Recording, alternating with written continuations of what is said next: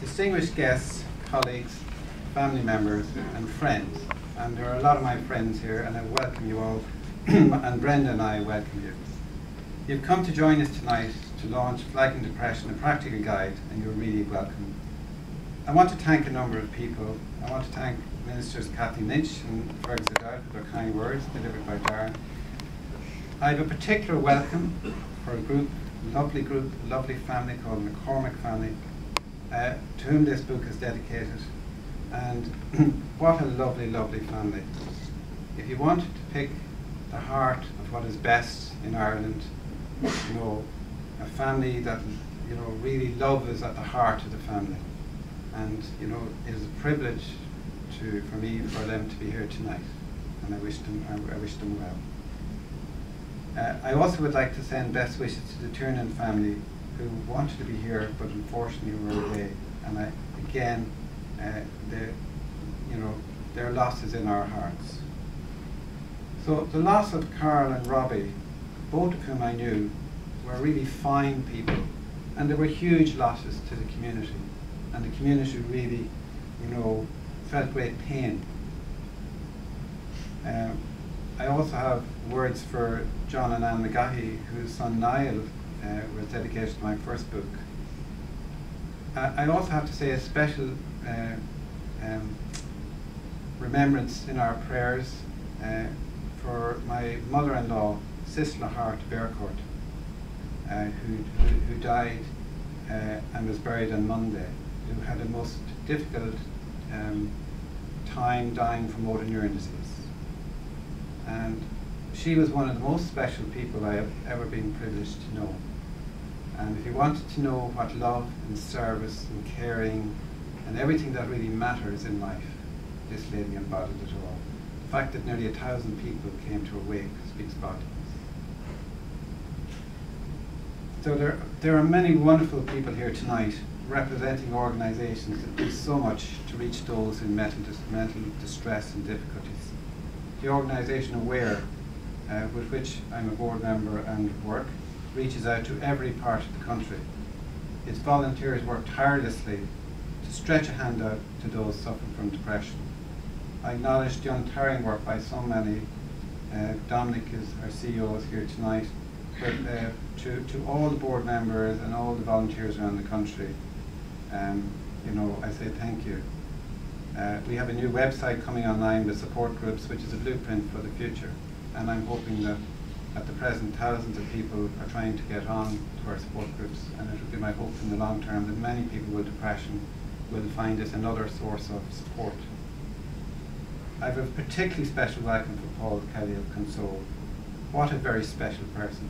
Would you like to give him a clap?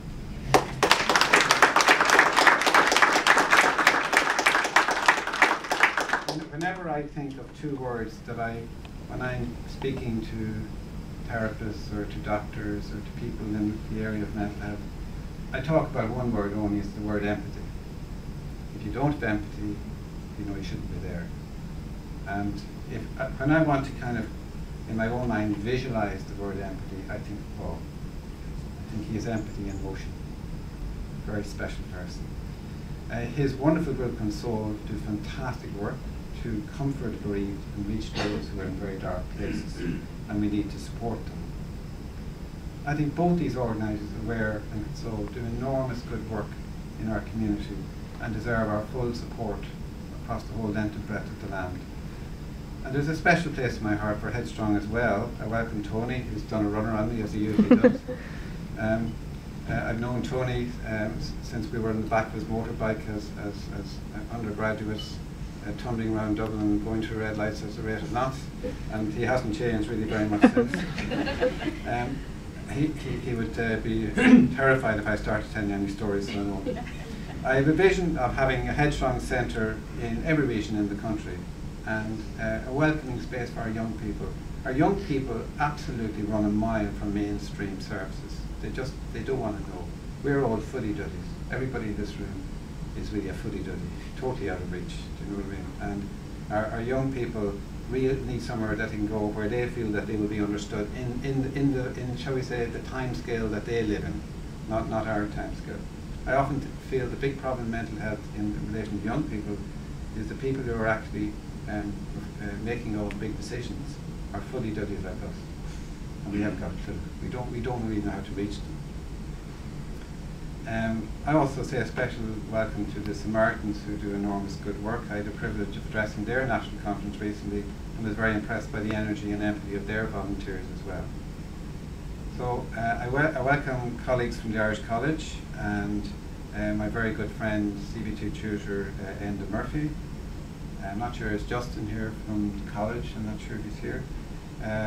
From the College of Psychiatry. I know Justin was the first president of it, and he's endeavouring to bring a modern, compassionate approach to mental health at a specialist level. An especially warm welcome to Carol Hunt on the Sunday Indo, wherever Carol is lurking. What a very warm, special person she is, and she's been, a great friend to me and great support to me in the whole area of trying to break down the barriers in relation to mental health. Flagging Depression is a book written for patients and their families suffering from depression.